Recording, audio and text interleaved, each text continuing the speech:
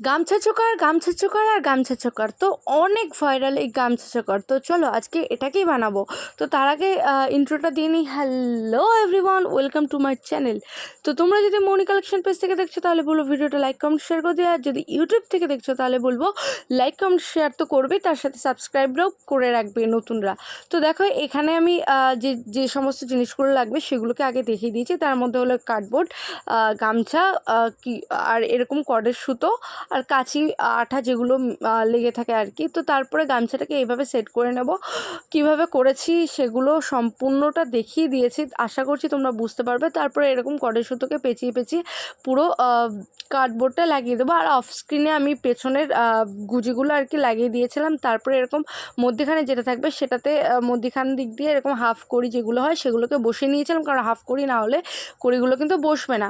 তো সেক্ষেত্রে খুবই অসুবিধা হবে। আর এখানে আমি গ্লুটা ব্যবহার করেছিলাম B6000, যে গ্লুটা থাকে 7000টাও ভালো, 6000টাও অবভিয়াসলি ভালো।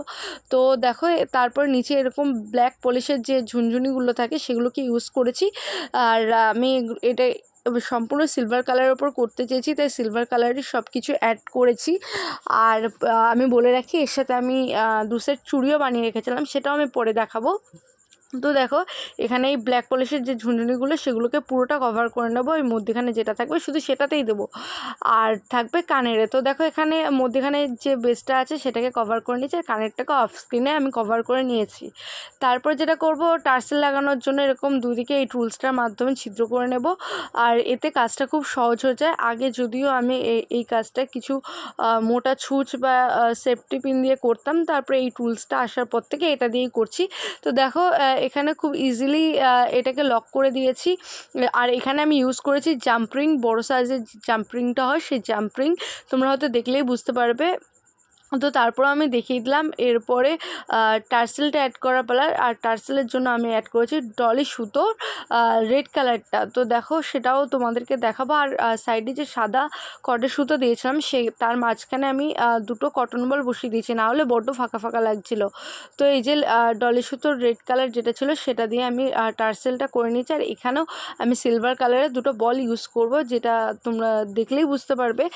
আর কিছুই সেরকম করবো না, এরকম সাইডে দুটো গিট দিয়ে দেবো, যাতে এই আর কি বিটগুলো আর কি খুলে না আসে। আর একদম শেষ প্রান্তেও কিন্তু আমি দুটো গিট দিয়ে দেবো, এটা দেখার সৌন্দর্যের সুবিধার্থে। তো তারপরে আর কি এবার দেখাবো যে চুড়িটা আমি বানিয়েছিলাম, মানে চুড়ির সেটটা যেটা বানিয়ে রেখেছিলাম সেটাই দেখাবো। তো এই দেখো এই যে পুরো গামছা আর হোয়াইট কালার দিয়ে আর কি কম্বিনেশন করে। তো কেমন লাগলো তোমরা কিন্তু অবশ্যই কমেন্ট করো, ভালো লাগলে লাইক করো, শেয়ার করো। থ্যাংক ইউ পুরো ভিডিওটা দেখার জন্য। চলো আবার নতুন ভিডিওতে দেখা হবে, টাটা।